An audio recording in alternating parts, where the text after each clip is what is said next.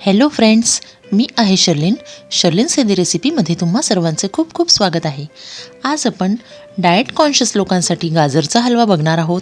यात आपण ना साखर घालणार आहोत, ना तूप, ना खवा. जी लोक वजन वाढायच्या भीतीने साखर खायचं अवॉइड करतात, गोड खायचं अवॉइड करतात आणि तूप किंवा खवा अशा गोष्टीही जे लोक खायचं टाळतात, त्यांच्यासाठी आजची ही रेसिपी खूप युजफुल होणार आहे. खूप सोपा असा हा गाजरचा हलवा आहे. चला तर मग रेसिपीला सुरुवात करूया. सर्वात आधी मी 1.5 किलो गाजर घेतलेले आहे. गाजराला आधी धुवून घेतलं होतं, मग सालं काढली आणि त्यानंतर परत एकदा त्याला धुवून घेतलेलं आहे, स्वच्छ असं वाळवून घेतलेलं आहे. आता याला आपण एकतर हाताने खिसून घेणार आहोत किंवा फूड प्रोसेसरमध्ये त्याचं बारीक खीस असं करून घेणार आहोत. पहा, मी फूड प्रोसेसरमध्ये अशा प्रकारे त्याचं बारीक खीस असं करून घेतलेलं आहे. तुम्ही हाताने किंवा खिसणीने सुद्धा याला ग्रेट करू शकता. आता आपल्याला हे गाजराचं खीस पूर्णपणे व्यवस्थित कुकरमध्ये घालून द्यायचं आहे. आधी आपल्याला तूप वगैरे काहीच घालायचं नाही आहे, डायरेक्ट गाजराचं खीस कुकरमध्ये घालायचं आहे.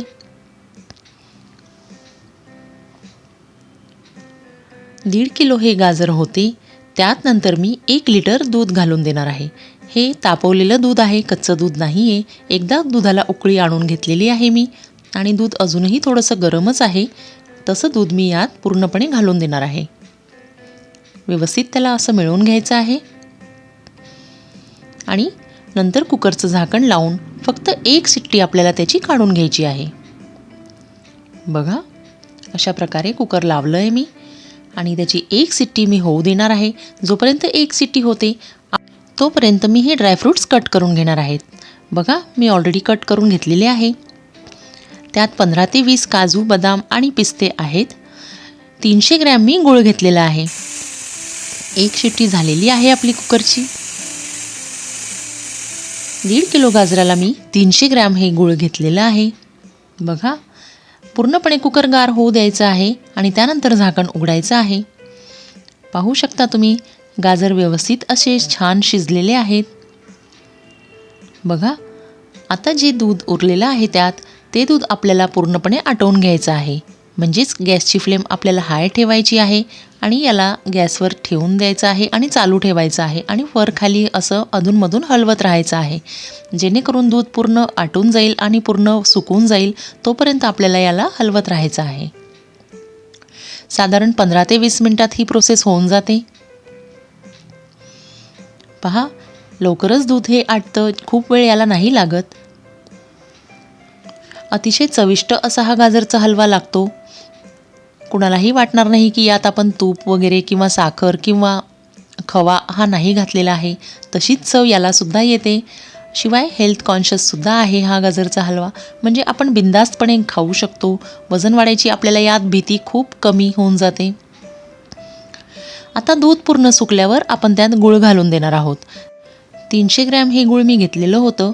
गूळ घातल्यावर ते सुद्धा गूळ पूर्ण विरघळून जातं आणि त्याचंसुद्धा थोडंसं पाणी सुटतं. ते पाणीसुद्धा सुकेपर्यंत आपल्याला गॅस चालूच ठेवायचा आहे फास्टवर आणि याला सारखं असं ढवळत राहायचं आहे आणि हलवत राहायचं आहे, जेणेकरून खाली तो लागणार नाही आणि करपणार नाही. लगेचच गुळाचं सुद्धा पाणी झालेलं आटून जातं. याला खूप वेळ नाही लागत. हे सुद्धा फटफट होऊन जातं. झटपट होणारा हा गाजरचा हलवा आहे. खूप सोपा आहे, कठीण पण नाही आहे आणि चवीला एकदम मस्त. अशा प्रकारे गुळाचं पाणी सुकेपर्यंत आपल्याला त्याला सारखं हलवत राहायचं आहे. गुळाचा हलवा हा साखरेपेक्षाही जास्त चविष्ट लागतो आणि साईड इफेक्ट्स पण नाही आहे याचे. हेल्थसाठी पण गूळ खाणं हे खूप छान असतं. यात आयरन भरपूर असतं, हेमोग्लोबिन असतं. गूळ खाल्ल्याने बरेच शरीराला फायदे आहे. त्यामुळे साखरेच्या पेक्षा गुळाचा हलवा कधीही चांगला. आता आपलं गुळाचं पाणीही पूर्णपणे सुकलेलं आहे आणि गाजरचा हलवा बऱ्यापैकी ड्राय हा झालेला आहे. बघू शकता तुम्ही, व्यवस्थित असा हा कोरडा जसा आपल्याला हवा असतो कन्सिस्टन्सी तशी झालेली आहे.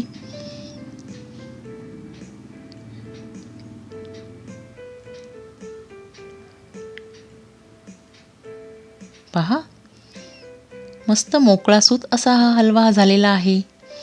खूप घट्टही नाही. कुकरमध्ये शिट्टी देऊनसुद्धा हा मोकळा राहिलेला आहे अजूनही. आता त्यात मी शेवटी वेलचीची पूड घालून देणार आहे, अर्धा चमचा, आणि कट केलेले ड्रायफ्रूट्स आपण त्यात घालून देणार आहोत. ड्रायफ्रूट्स पूर्णपणे ऐच्छिक आहे. तुम्हाला हवे असल्यास घाला किंवा स्किपही करू शकता किंवा जे हवे असतील ते जास्त घाला. काजू, बदाम, पिस्ता किंवा अक्रोड, किशमिशसुद्धा घालू शकता. जेवढे हवे तेवढे ड्रायफ्रूट्स तुम्ही यात घालू शकता. ड्रायफ्रूट्स घातल्यानंतरही एकदा त्याला व्यवस्थित असं मिळवून घ्यायचं आहे आणि मग लगेचच गॅस बंद करायचा आहे. पहा, टेक्स्चर आणि फ्लेवर एकदम परफेक्ट आणि जबरदस्त आलेला आहे हलव्याचा. कुणीही म्हणणार नाही की यात तूप नाही आहे किंवा खवा नाही आहे, साखर नाही आहे. गुळाचा हलवा इतका जास्त टेस्टी झालेला असतो हा. आणि कुकरमध्ये शिजवलं आहे तरी पण तो बरोबर असा झालेला आहे. जास्त घट्टही नाही किंवा ओव्हरकुकसुद्धा नाही झालेला आहे. जसं आपल्याला त्याचा टेक्स्चर पाहिजे होता तसा सेमच हलवा झालेला आहे. त्याला आपण आता बऱ्याच दिवसापर्यंत फ्रीजमध्ये स्टोअरसुद्धा करू शकतो आणि रोज थोडं थोडं खाऊ शकतो. सीझन सुरू असेपर्यंत आपण असा हलवा म्हणजे नेहमी रोजच खाऊ शकतो, कारण साखर खाल्ल्याचे साईड इफेक्टसुद्धा नाही होणार. बघा, आता मी त्याला एका बोलमध्ये काढून घेत आहे. टेक्स्चर पाहू शकता तुम्ही गाजरच्या हलव्याचा. किती व्यवस्थित असा मोकळा झालेला आहे हलवा. खूप घट्टही नाही किंवा खूप मोकळाही नाही. एकदम बरोबर मीडियम असा गाजरचा हलवा आपला झालेला आहे. परफेक्ट असा झालेला आहे हलवा. त्याला आता वरून आणखीन ड्रायफ्रूट्स थोडेसे मी घालणार आहे, जेणेकरून हलवा आणखीन जास्त आपला अट्रॅक्टिव्ह आणि टेम्पटिंग दिसेल. बघा, अशा पद्धतीने आज आपण डाएट कॉन्शियस गाजरचा हलवा केलेला आहे.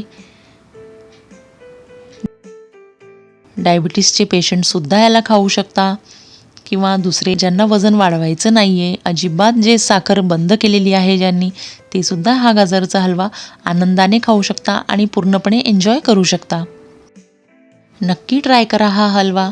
सीझन सुरू असे तोपर्यंत हा हलवा नक्की रोज बनवून ठेवा किंवा दर वीकली, हप्त्यातून एकदा तरी तुम्ही आठवड्याभराचा हलवा हा बनवून ठेवूच शकता फ्रीजमध्ये आणि रोज तुम्ही फॅमिलीसोबत एन्जॉय करू शकता. अतिशय चविष्ट असा हा हलवा झालेला आहे. कमीत कमी खर्चात आणि कमीत कमी मेहनतमध्ये अतिशय डाएट कॉन्शियस आणि हेल्थ कॉन्शियस हलवा आपला रेडी आहे.